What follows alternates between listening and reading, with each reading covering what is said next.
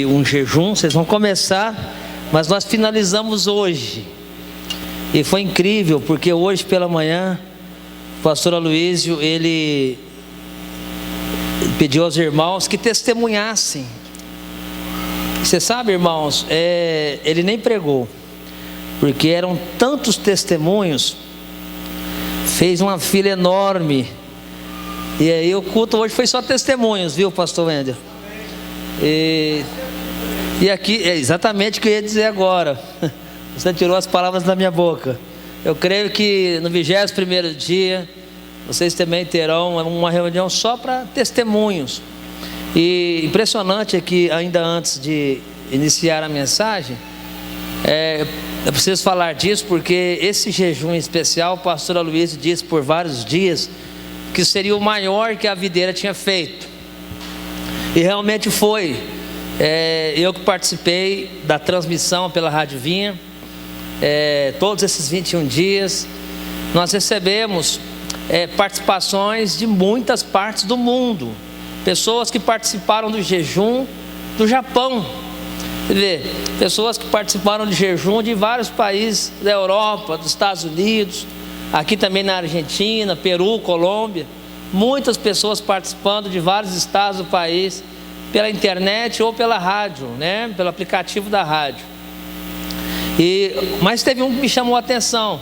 No primeiro dia, eu até me lembro o nome dele, o Marcos. Ele mandou uma mensagem para nós na rádio, dizendo o seguinte: que participaria do jejum os 21 dias, que da onde ele estava não tinha como ver pela internet, mas que o sinal era ruim, mas dava para ouvir pela rádio, pelo aplicativo. E aí olha só o que ele fez. Todos os dias às 7h30 da noite, ele reunia toda a família e ligava o rádio na sala, desligava a TV, e eles participavam do jejum. Alguém do interior de Tocantins que fez isso os 21 dias. E ele disse que no final da administração ele partiu o pão, participava da ceia com a família. E assim como ele, muitas pessoas participaram desses 21 dias de desintoxicação espiritual. Eu creio que os irmãos vão ser marcados nesse jejum. E eu quero estimular você a participar, porque eu vi com os meus olhos pessoas com câncer ser curadas, pessoas que tinham problemas na visão serem curadas, casamentos serem restaurados. Uma mulher me mandou uma mensagem dizendo o seguinte: olha, por muitas vezes eu fui na ponte da Marginal Botafogo para me saltar lá de cima, mas eu comecei a ouvir as palavras do jejum, e aquele desejo de morte começou a sair de dentro de mim. E são testemunhos diversos, Nós tivemos muitos testemunhos de pessoas que estavam lidando com depressão aguda, crônica, ansiedade, todo tipo de indisposição emocional, e que foram de alguma maneira sobrenatural alcançadas pelo favor, pelo amor e pela graça de Deus. Eu tenho certeza que cada ministração que você participar aqui nesses 21 dias, a sua vida vai alcançar novos níveis de saúde, novos níveis de intimidade com Deus, de entendimento, de revelação. Amém, irmãos? Quero estimular você a participar, e não fique de fora. Aqueles irmãos que porventura não estão no culto hoje, estimule cada um deles, vai ser uma grande bênção. Amém? Irmãos, eu quero ministrar uma palavra nessa noite que veio queimando no meu coração ao vir para cá. É interessante que às vezes Deus, ele se move de uma maneira assim muito doce. E é claro que uma das coisas que o pastor Aloísio sempre nos ensina é que, ao preparar uma mensagem, a primeira pergunta que nós devemos fazer é a Deus, e perguntar ao Senhor o que o Senhor quer falar aos irmãos. Caso você não ouça nada de Deus, então você faz uma avaliação da igreja. O que a igreja precisa ouvir nesses dias? E é claro que para mim, saber o que você precisa ouvir nesses dias não é tão simples, porque eu não conheço os irmãos. Então eu preciso ficar com a primeira opção. Deus tem que falar de alguma maneira, Deus tem que apresentar uma necessidade realmente que seja real na vida dos irmãos, e o Senhor veio falando ao meu espírito, e é sobre isso que eu quero compartilhar com os irmãos nessa noite. Me perdoem às vezes a voz, porque nesse jejum nós ficamos bem eufóricos, né? Eu perdi a voz por algumas vezes, mas o Senhor vai falar conosco, amém? Bom, vamos ler o texto que está em Filipenses, no capítulo 3, no verso 1. Tem alguém na Bíblia? Está de cá. Filipenses 3, 1. Eu olhei lá para trás, vi só um irmão atrás da câmera, mas está de cá, ok. Olha só, olha o que diz esse texto. Quanto ao mais, irmãos meus, alegrai-vos no Senhor. E a mim não me desgosta. Tem uma outra versão que diz assim: eu não me aborreço. Há uma outra ainda que eu gosto mais ainda, que diz assim: eu não me canso. Essa versão, eu não me canso, para mim é a melhor. Mas preste atenção, resta, irmãos meus, que vos regozijeis no Senhor. Não me aborreço de escrever-vos as mesmas coisas, e é segurança para vós. Você sabe, um problema comum que às vezes nós lidamos é com esquecimento. Muitas pessoas às vezes elas esquecem fácil de algumas verdades que você jamais deveria esquecer, porque elas são importantes para o nosso caminhar.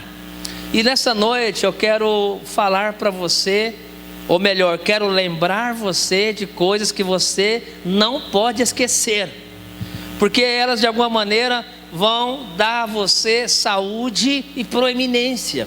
Amém, irmãos? Nós que caminhamos com o Senhor precisamos eventualmente ser lembrados de algumas coisas, de algumas verdades. E aqui o apóstolo Paulo está dizendo aos irmãos de Filipenses o seguinte: quanto ao mais, irmãos meus, alegrai-vos no Senhor. A mim não me desgosta, ou eu não me aborreço de repetir-vos as mesmas coisas, porque é segurança para vós.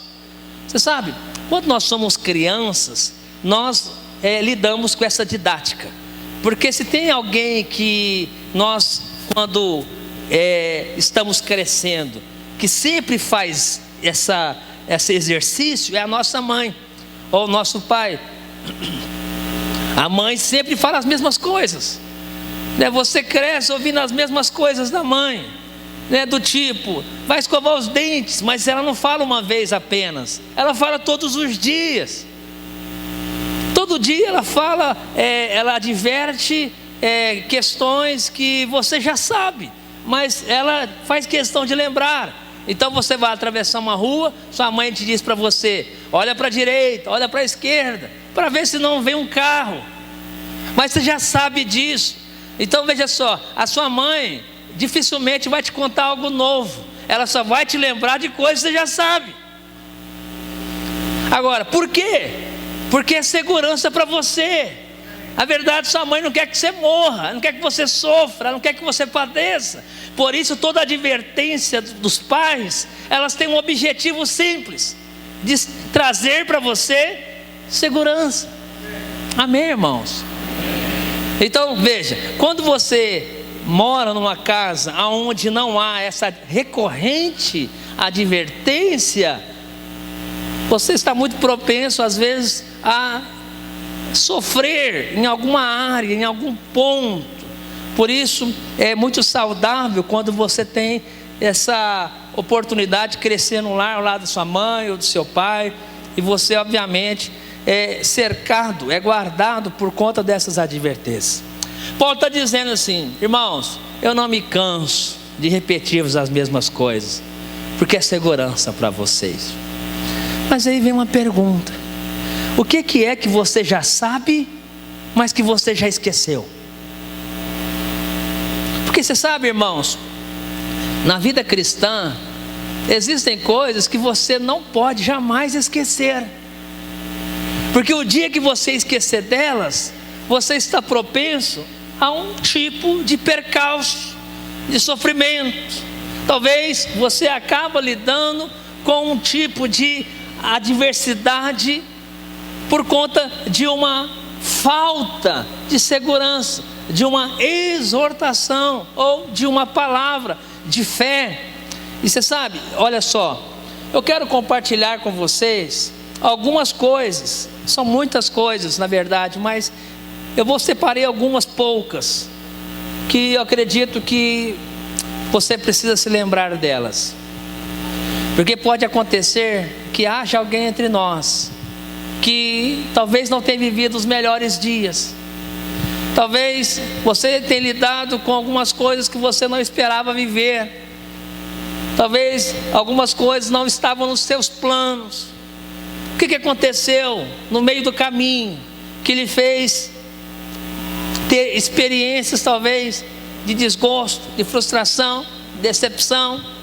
Não sei, porque eu sei de uma coisa: não é fácil lidar com certos sentimentos. Primeiro porque sentimento você não tem domínio sobre ele. Você não escolhe estar triste, você fica triste por conta de algo. Você não escolhe ser infeliz, você não escolhe sofrer depressão, você não escolhe ser ansioso. Essas coisas lhe sobrevêm. Mas por que você não está seguro desses sentimentos? Porque talvez você tenha esquecido de se lembrar. Quantos estão me entendendo? Diga amém. E uma das coisas que o Espírito Santo soprou em meu espírito, que você precisa se lembrar, está no Salmo 37, verso 5. Projeta para a gente. Olha só o que diz o Salmo 37, verso 5. Entrega o teu caminho ao Senhor, confia nele e no mais ele fará. Amém. Sabe uma coisa que você não pode esquecer? Olha para cá. Você não pode esquecer de confiar. Deixa eu dizer algo para você aqui. Tem duas coisas que você não consegue fazer ao mesmo tempo. Vou repetir. Tem duas coisas que você não consegue fazer ao mesmo tempo: confiar em Deus e preocupar-se. Se você preocupa-se com algo, então é porque você não confia. As duas coisas não são possíveis praticar ao mesmo tempo. Talvez você é aquela pessoa que em algum momento esqueceu de confiar. E o problema é que quando você esquece de confiar, você então acaba tendo que confiar no seu próprio entendimento. Você sabe, pessoas que confiam muito no seu próprio entendimento, elas têm muita dificuldade de confiar. Mas ainda há um outro agravante. Quem sabe nessa noite há alguém aqui que não tem conseguido confiar porque tem dificuldade de entregar. Porque é o que o salmista diz: entrega o teu caminho ao Senhor e confia nele. Não tem como confiar com as coisas na mão. Talvez o seu casamento, ou a sua vida financeira, ou o seu ministério, ou alguma área da sua vida tem sofrido dias difíceis, porque você em algum momento está tentando se dar bem, tentando de alguma maneira natural ter algum tipo de êxito. Mas o que o Senhor está nos inspirando aqui nessa noite é que precisamos entregar ao Senhor. E eu pergunto para você que me ouve agora: o que você tem nas mãos? O que você tem nas suas mãos que deveriam estar nas mãos de Deus? O que está nas suas mãos que não deveria estar aí? Porque enquanto o que está nas suas mãos estiver aí, você não vai conseguir confiar. E se não há confiança, não há dependência. E se não há dependência, então a sua fé se torna vã. Vocês estão entendendo o que eu estou dizendo? Olha só o que está nesse texto aqui, que eu também gosto muito. Provérbios 3:5. Projeta para a gente. Confia no Senhor de todo o teu coração. Veja, talvez você é aquela pessoa que diz assim: não, pastor, mas essa palavra não é para mim, porque eu confio no Senhor. Mas preste atenção, você precisa confiar de todo o coração. Não é uma confiança parcial. Esse é um outro problema. Tem pessoas que entregam parcialmente, não serve. Você precisa entregar tudo. Confia no Senhor, entrega o teu caminho ao Senhor, confia nele e no mais ele fará. Quando é que o Senhor faz, irmãos? Quando nós confiamos. E quando é que nós confiamos? Quando nós entregamos. E como é que deve ser entregue? De todo o coração. Entende o que eu estou dizendo? E olha só, confia no Senhor de todo o teu coração e não te estribes. Sabe o que é estribar? É apoiar-se. Veja, não estribes, tem uma outra versão. E não se apoie na sua própria inteligência, né, ou no seu conhecimento. Isso é comum, sabia? Deixa eu dizer algo para você. Quando você esquece de confiar, então você apoia no seu próprio entendimento. E Salomão está dizendo aqui em Provérbios: não te estribes, não apoie. Bom, eu não sei exatamente quais são os seus problemas, mas eu sei que todos nós temos problemas. Eu não quero aqui fazer uma disputa de quem tem mais problemas. E também não me importa saber o seu problema. O que o Senhor quer que você saiba é o seguinte: você precisa entregar de todo o coração. Talvez você que tenha orado por milagres, como o Senhor vai fazer milagres se você não tiver disposição de ter uma entrega absoluta? Então quero lembrar você de algo. Você que é jovem que na maior parte das vezes anda ansioso, né? Você sabe que o maior índice de ansiedade está entre os jovens. Sabe o que é ansiedade? Ansiedade é excesso de futuro. O jovem normalmente ele quer trazer o amanhã para hoje. Então ele quer casar, ele quer ter emprego, ele quer ter autonomia, ele quer ter independência, ele quer ter o seu carro próprio, ele quer ter vida própria. E tudo isso que vai acontecer amanhã, ele quer trazer para agora. E aí ele fica ansioso. Mas não é só jovens, né? Muitas às vezes é tomado pela ansiedade. Mas tem pessoas também que andam depressivas. Você sabe que a depressão ela é o inverso da ansiedade. Ao passo que a ansiedade é excesso de futuro, a depressão é excesso de passado. Você sabe, quando você quer trazer o passado para o presente, você fica depressivo. Porque o que você quer trazer para o presente que está lá atrás? Talvez uma decisão errada que você tomou e que já não tem como mais mudar. Já viu aquelas pessoas que dizem assim: ah, se eu pudesse voltar lá atrás, eu teria feito diferente. Não tem jeito. E aí... ninguém nunca falou, né? E aí quando você olha para trás e se lamenta por uma decisão errada, você vai agora desenvolver um sentimento chamado sentimento de impotência. Porque você fica impotente. Vou dar um exemplo para você. Você brigou com seu pai, aí você saiu de casa, saiu brigado. Isso aconteceu de fato lá em Goiânia. Teve um irmão que brigou com o pai e saiu de casa. Ele ficou longe de casa 4 anos sem dar notícia. Não ligava, não fez nada. Mas aconteceu um dia que esse jovem que foi embora, ele sentiu uma contrição. Eu creio que foi uma obra do Espírito. E ele começou a cogitar voltar para a casa do pai e pedir perdão. E aí ele caiu em si, como um filho pródigo. Ele falou: eu preciso voltar, que bobagem que eu estou fazendo, né? Meu pai cuidou de mim a vida inteira, agora eu com essa rebeldia, que loucura. E ele ficou, né, cogitando aquilo por um tempo. Mas sabe o que aconteceu nesse inteirinho? O pai morreu, veio a óbito. E ele ficou sabendo: seu pai morreu. E você sabe o que é o pior? Quando ele ficou sabendo, o pai já tinha sido enterrado. E ele entrou em desespero. Foi lá pro cemitério, né? Ficou lá cavando a terra, igual um enlouquecido, querendo, né, tocar, ainda que fosse no corpo do pai, aquele desespero. E logo depois entrou num processo profundo de depressão, porque ele queria trazer o passado para o presente, não tinha mais jeito. Ele se sentiu impotente e agora está num processo de cura.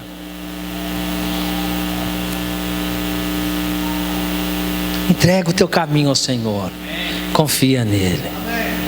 Entrega. Acredite. Tem coisas que homem algum pode fazer por você. Só Deus. Você sabe, eu gosto muito daquele momento em que Deus ele visita a casa de Abraão e Sara. Porque Deus faz uma pergunta para os dois. E a pergunta que Deus fez para Abraão e Sara é a que Ele faz para você agora. Se veja lá dentro da casa junto com Abraão e Sara agora. Porque o Senhor pergunta assim: acaso há algo demasiadamente difícil para mim? Há algo demasiadamente difícil para mim? Não há. O que está escrito em Isaías, meus irmãos? Olha só, vamos ler esse texto de Isaías, porque ele é muito poderoso também. Isaías 43:13. Olha só o que diz: ainda antes que houvesse dia, eu era, e nenhum há quem possa livrar alguém das minhas mãos.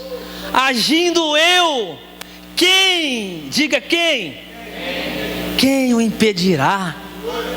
Ah, que bobagem é essa, você achar que uma conversa sua com alguém pode resolver tudo? Tolice. Entrega o teu caminho ao Senhor, confia nele e descansa.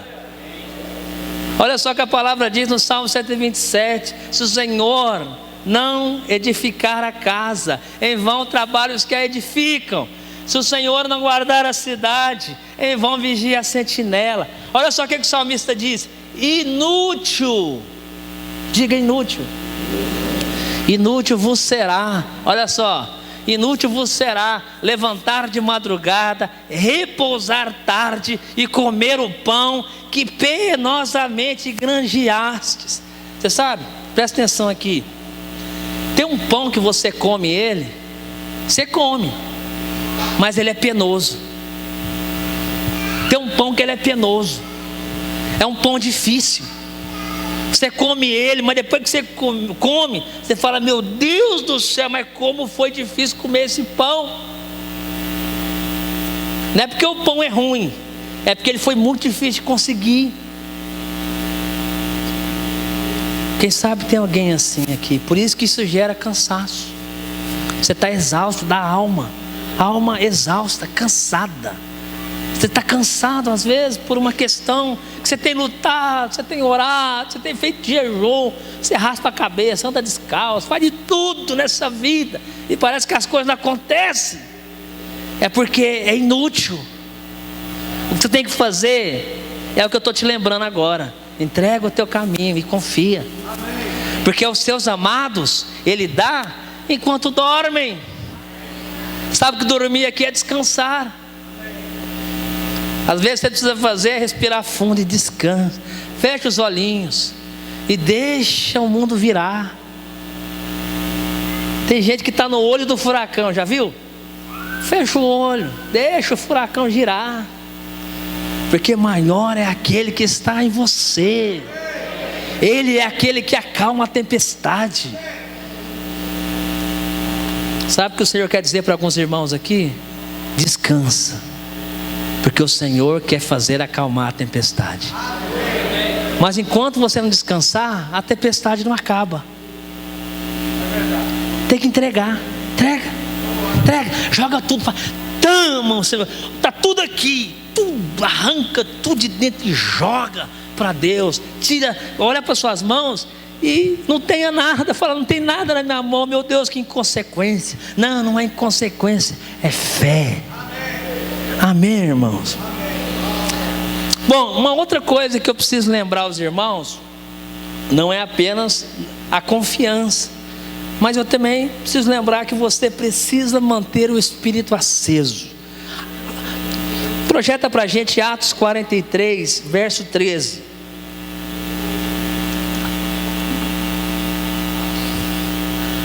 Bom, aqui conta Atos 43, 13. 43 não tem Atos 43 de jeito nenhum.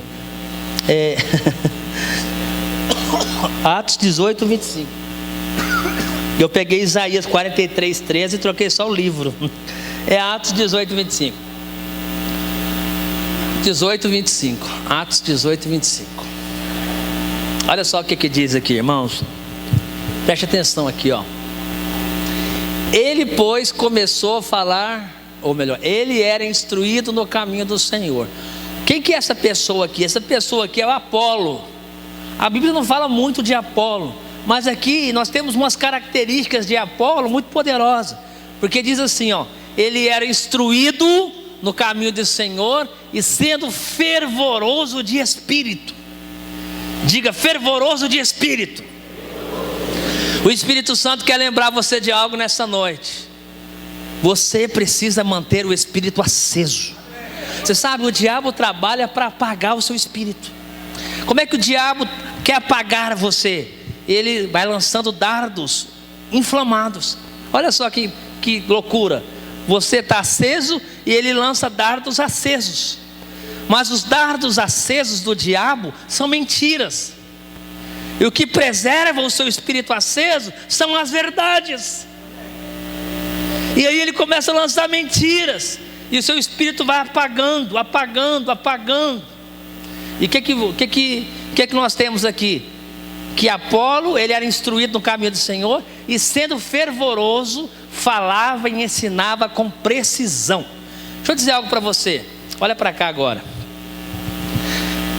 Só tem uma maneira de ser preciso na vida cristã. Você precisa ter o espírito aceso. Você precisa ter o espírito fervendo. Todas as vezes que o seu espírito não ferver, o que você fizer será impreciso. Por isso que tem muitos irmãos aqui que não têm conseguido precisão no que faz, porque está faltando fervor. Bom, nós aprendemos isso na linguagem, né, que nós ensinamos no cursão principalmente, é quando nós falamos da paixão. Essa é só uma maneira diferente, bíblica, de falar sobre a paixão. Todas as vezes que falta paixão, falta fervor, falta intensidade, então as coisas serão imprecisas. Imagine um discipulador supervisionar células sem fervor. Imagine um líder liderar uma célula sem fervor. Imagine um anfitrião receber os irmãos sem fervor. Imagine os irmãos do louvor louvar o Senhor sem fervor. Imagine o pastor pregar sem fervor. Deixa eu dizer algo para você. Tudo na vida da igreja, se não há fervor, está propenso a ruir. Porque quando falta fervor, então o sujeito, ele vive um território de apatia, de desânimo. E aí como é que você vai seguir jeito desanimado? Tem jeito. Agora, isso é só no aspecto da liderança. Mas não tem nada pior que estar casado com um sujeito sem fervor. Não tem nada pior do que trabalhar com pessoas sem fervor. Não tem nada pior do que ensinar a Bíblia para gente que não tem fervor. Aonde não há fervor, não há precisão, não há vida, só a morte. Por isso que a Bíblia está dizendo aqui, ó, Apolo era instruído no caminho do Senhor, e sendo fervoroso de espírito, falava e ensinava com precisão a respeito de Jesus, conhecendo apenas o batismo de João. Ah, meus irmãos, o Espírito de Deus nesses dias precisa que você esteja aceso. Agora, o que é que vai acender você? Você vai aprender nesse jejum que há muitas toxinas que o diabo vai, de alguma maneira, levando o seu organismo espiritual a absorver. Então você precisa, nesse tempo, começar a comer coisa boa. Você sabe que o que intoxica você é a má alimentação. Quando você come algo estragado, o seu organismo absorve aquele algo estragado, intoxica você e você passa mal. Sabe, você é o que você come. Se às vezes está faltando fervor, é porque a sua alimentação não está balanceada. Você não anda comendo coisa boa por aí. E aí você precisa ser leal ao seu pastor. Você precisa ser leal à visão da igreja. Não adianta você sair por aí na internet comendo todo tipo de coisa, porque isso pode trazer toxinas letais para você. E aí vai apagar Você acha que vai acender, mas vai apagar. Eu vi pastores na internet mostrando na Bíblia que dízimo é da lei. E você vai comendo aquilo, comendo aquilo, comendo aquilo. Aí o seu organismo espiritual absorve aquele alimento. E aí você chega aqui falando assim: esse pastor não me engana, eu aprendi, dízimo é da lei. Tolo, você não conhece nada de Bíblia. Você só comeu um queijo estragado na estrada. Você comeu um ovo verde em algum lugar. Você está comendo comida ruim. Por isso você tem que ser leal às suas fontes. Amém, irmãos? Isso vai só abençoar a sua casa. Isso vai abençoar você. E acredite, a consequência disso é levar você a um estado de ebulição espiritual. Você vai ferver. Amém? Então, se você sai daqui e durante a semana você entra no seu celular para comer pornografia, como é que você acha que o seu espírito vai ficar aceso? Se você sai daqui para comer porcarias na internet, sei lá onde. Presta atenção: sobre tudo que se deve guardar, guarde o seu coração, porque dele procede as fontes da vida. Se você contamina a fonte, tudo vai ser contaminado. E aí qualquer coisa balança tudo na sua vida. O Senhor nessa noite quer que você entenda isso. Esse jejum aí, meus irmãos, quero profetizar isso aqui, pastor Wendel. Esse jejum vai fazer essa igreja ferver. Vocês vão fazer uma obra com precisão. Sabe por quê? Porque foi o Senhor que plantou a videira em Caldas Novas. E é o Senhor que é o sumo pastor desse lugar. E o que Ele prometeu, Ele vai cumprir, porque Ele não é homem para mentir. Quantos creem nisso? Amém, irmãos? Glória a Deus, glória a Deus. Aleluia. E tem um texto também que eu vou ler também esse texto antes de passar para o próximo. 1 Pedro 4,8, que fala da intensidade de uns para com os outros. Olha só: acima de tudo, porém, tende amor intenso uns para com os outros. Você sabe, presta atenção aqui. Você quer você quer ter um termômetro para saber o nível de fervor da igreja? É você ler esse texto. Porque a medida do fervor é a medida da intensidade do amor de uns para com os outros. É a maneira de medir. Você sabe, intensidade no amor é fundamental. Você sabe por quê? Eu vou fazer uma menção de 1 Coríntios 13. Porque Paulo está dizendo a respeito do tripé da vida cristã. A Bíblia fala que, projeta para a gente 1 Coríntios 13. Olha só o que é esse tripé. Agora, pois, permanecem fé, esperança e amor. Veja, um tripé: fé, esperança e amor. O maior desses é o amor. Você sabe, se uma dessas pernas se perde, então não há sustentação. Por isso que é importante você estimular o amor de uns para com os outros. Interessante que os irmãos lá da nossa rede, às vezes chega um irmão mais frio, aí eu forço a amizade. Falo: vem cá me abraçar, rapaz. E ele todo duro, me abraça, me beija. Por quê? Porque às vezes tem pessoas que têm bloqueios para essas coisas. E por isso nós precisamos estimular uns aos outros em amor. Amém, irmãos? Então eu quero profetizar também essa igreja que vai ser conhecida em Caldas Novas como a igreja do amor de Deus. Eu declaro isso. Vocês vão amar tanto uns aos outros que isso vai ser contagiante. Foi o próprio Jesus que disse que as pessoas o conheceriam através do amor de uns para com os outros. Amém? Olha para a pessoa que está do seu lado. Fala assim para ele: é difícil, mas eu te amo. Não é tão difícil assim.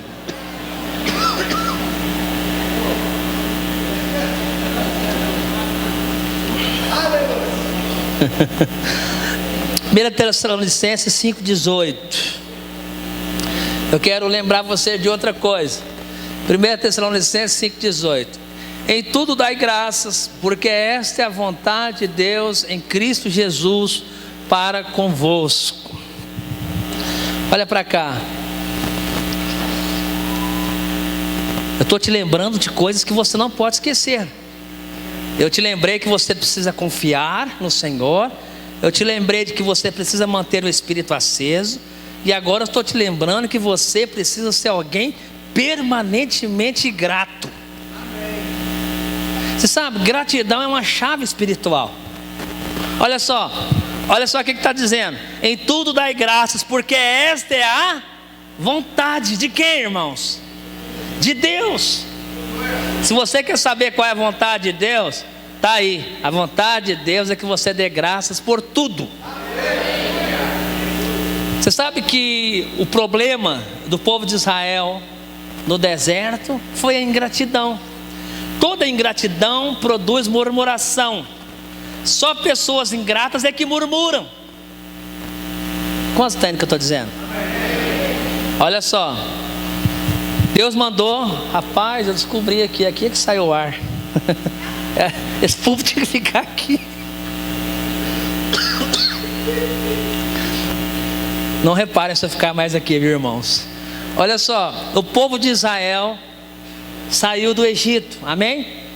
Eles atravessaram o Mar Vermelho.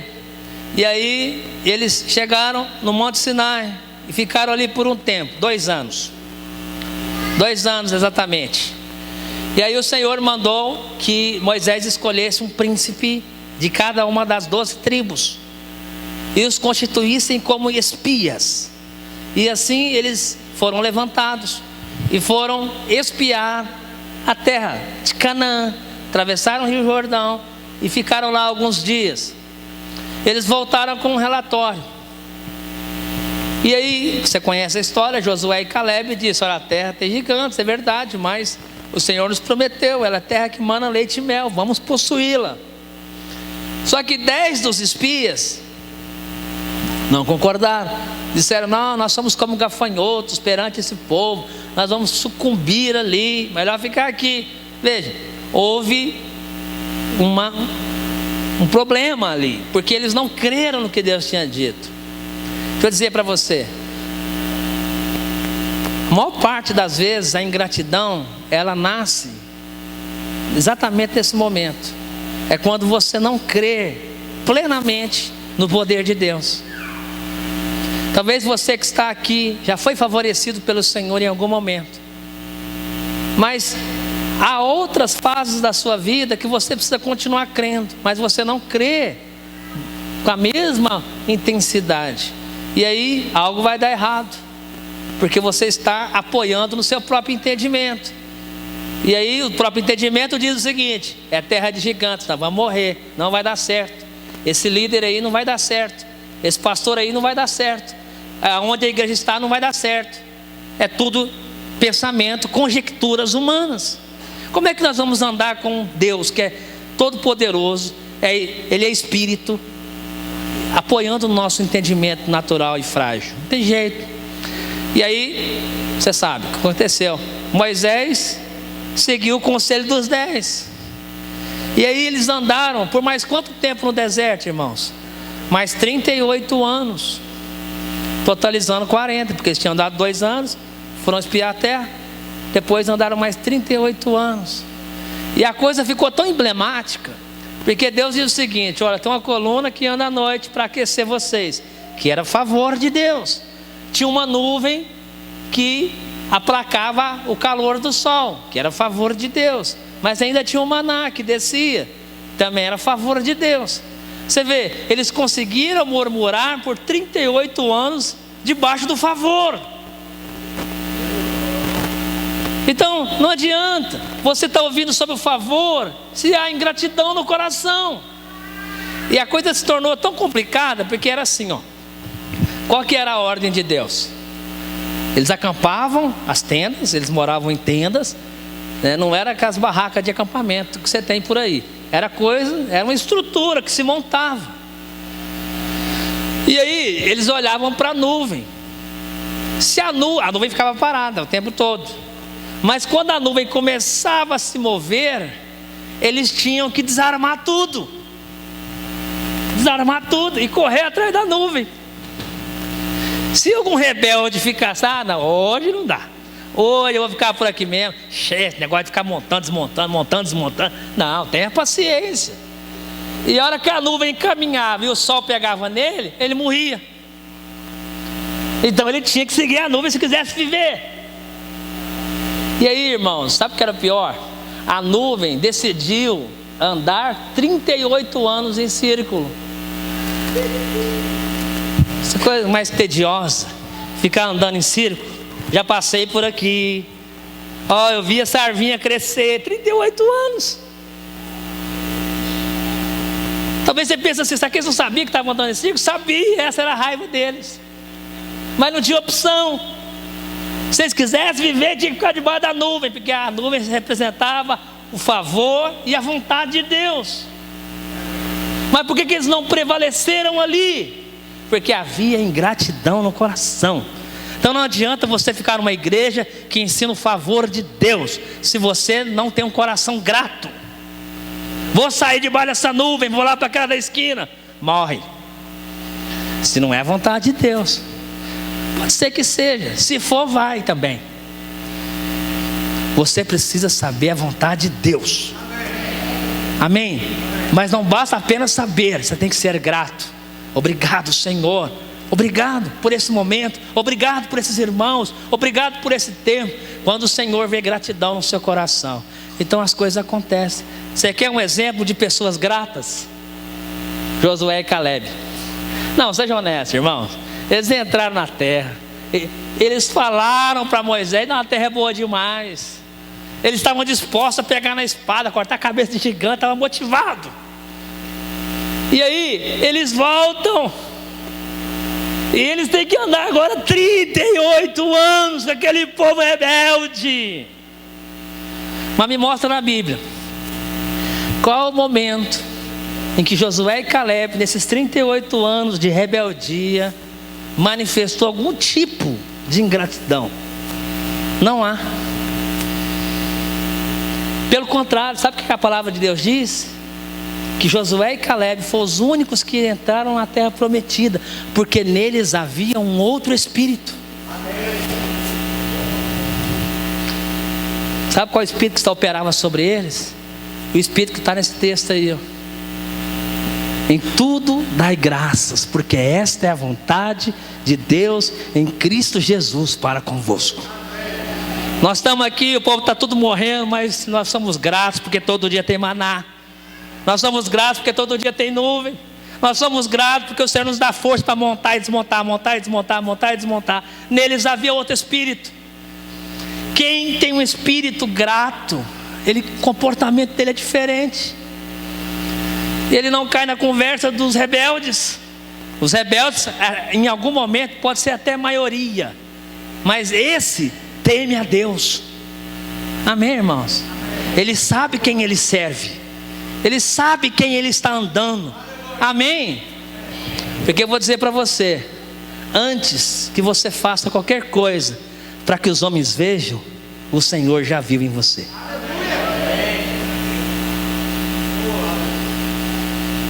Nada está oculto aos olhos de Deus, nada, absolutamente nada. Então responda ao Senhor, porque é a Ele que nós servimos. Amém, irmãos?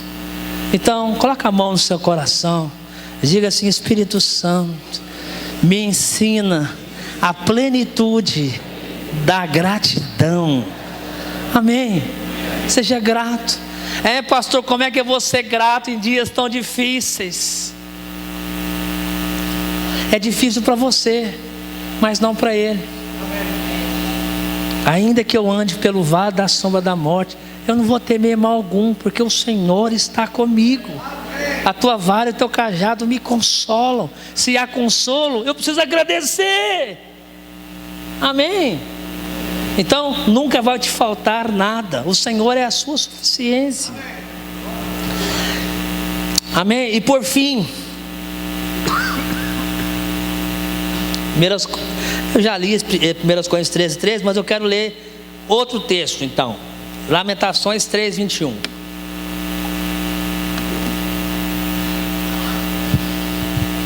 Então até agora, o que eu lembrei você? Eu lembrei de que você precisa ter a atitude de confiar, você precisa manter o espírito aceso, você precisa ser plenamente grato, e também você precisa preservar a esperança.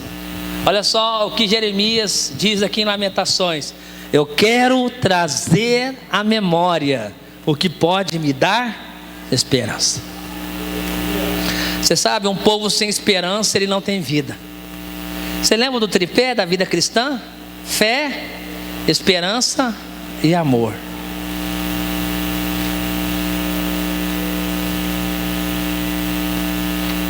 Talvez eu esteja falando para alguém aqui nessa noite que já perdeu a esperança. E é muito ruim isso, porque quando você perde a esperança, você perde o oxigênio da alma. Você simplesmente vegeta emocionalmente. Talvez o que você precisa hoje é recordar as palavras do Senhor, que um dia Ele lhe falou. Eu não sei há quantos anos você anda com Deus, eu não sei quais experiências e qual a intensidade delas durante a sua vida cristã, mas de uma coisa eu sei: muitas coisas o Senhor já te falou ao coração, e muitas delas são palavras que norteiam a sua vida, mas que com o passar do tempo, com as dificuldades, você foi perdendo a esperança, porque essas coisas, muitas delas não aconteceram ainda, e você então acabou tomando outros rumos, você foi aderindo a outras propostas de vida. Mas nessa noite o Senhor quer que você saiba de algo, e que você se recorde disso, que você ore nessa noite dizendo: Senhor, traga à minha memória o que pode me dar esperança. O que o Senhor te falou lá atrás? Em nome de Jesus eu te pergunto. E que você esqueceu, que você já não ora por isso mais. Ah, meus irmãos, o Senhor vai acender seu espírito nesses dias, e você vai ser tomado de uma fé intrépida. Não perca a esperança. Não se renda às adversidades da vida, porque às vezes são muitas mesmo. Às vezes tem dias que a Bíblia chama de dias maus, dias difíceis. Mas tem pessoas aqui que Deus chamou para ser grandes líderes, pastores, homens influentes, pregadores. Há mulheres aqui que Deus quer usar tanto nesse lugar. Você sabe, essa cidade é uma cidade que está no coração de Deus. Deus quer salvar pessoas nesse lugar, Deus quer salvar famílias inteiras nesse lugar. Mas em algum momento da trajetória, você foi andando e as coisas parecem que foi desequilibrando, e você em algum momento perdeu a esperança, e você diz consigo: ah não, isso aí é coisa do passado, agora eu tenho outra. Não, não faça isso. Firme o seu coração nas promessas de Deus. Firme. Lá em Hebreus 11, na galeria da fé, diz que muitos morreram sem ver concretizado a promessa, mas eles morreram sem perder a esperança. Creia até o fim. Amém. Ainda que haja palavras negativas, ainda que muitos digam palavras contrárias, não perca a esperança, porque o seu Redentor, Ele vive. É Ele que te sustenta, é Ele que alimenta você, é Ele que tem cuidado de você. Eu sei que às vezes você pensa assim: não, Deus esqueceu de mim. Como Ele pode esquecer de você, se Ele te amou ainda quando você nem era? Ele que disse: ainda que sua mãe se esqueça de você, eu jamais me esquecerei de ti. Ele não se esqueceu. Há momentos que são difíceis. Jesus disse: no mundo tereis aflições, mas tende bom ânimo, porque eu venci o mundo. Sabe o que o Espírito de Deus me diz aqui nessa noite? Tem pessoas aqui, homens e mulheres, que nesses dias o Senhor vai restaurar a paixão por essa obra. É uma restauração espiritual. Você não precisa carregar fardo sobre você. Você não precisa aceitar nenhuma acusação do diabo, porque talvez você tenha falhado com o Senhor em algum momento. Não, não precisa. Apenas entrega tudo. Porque quando você fizer isso, a esperança virá. Amém, irmãos? Que seus olhos possam brilhar como antigamente. Quando você chegou aqui, que seus olhos brilhavam. E você olhava para isso aqui, falava, não, eu vou ser usado.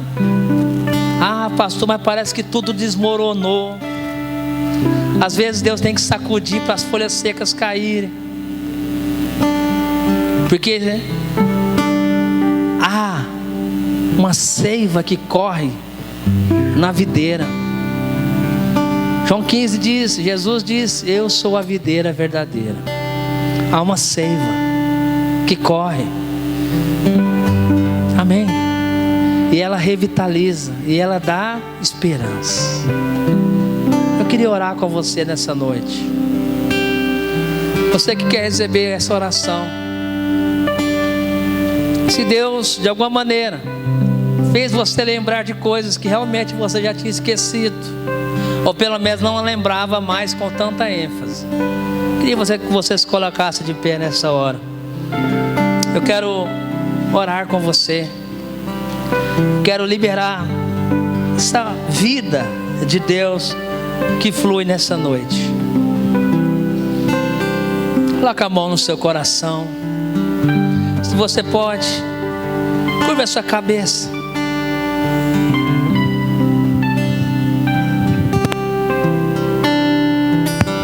Por algum instante, se conecte ao trono da graça.